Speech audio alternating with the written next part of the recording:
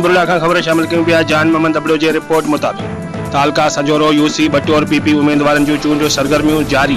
PP अगवान हाजी सादिक लेगारी, जिला council उम्मीदवार सरदार अलीदर जत, chairman जे उम्मीदवार मोहम्मद सईद लेगारी, अली खान लुंड, अब्बास लेगारी ऐं ॿियनि अगवाननि साई फार्म तां हिक वॾी रैलीअ जी सूरत में 8 मैल पहुची यूसी बटोर जे इलेक्शन ऑफिस जो इफ्तिताह कयो। इफ्तिताह दौरान यूसी जे केतिरनि ई बिरादरनि पीपी उम्मीदवारनि जी हिमायत जो ऐलान कयो।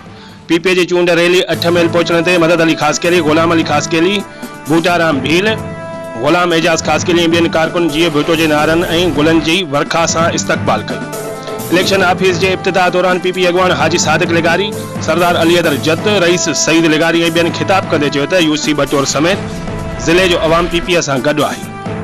असां अवामी ख़िदमत कंदड़ माण्हू आहियूं। हुननि चयो त यूसी समेत ज़िलो सां गॾु हिन बलदियाती चूंड में पीपी वॾी लीड सां खटींदी।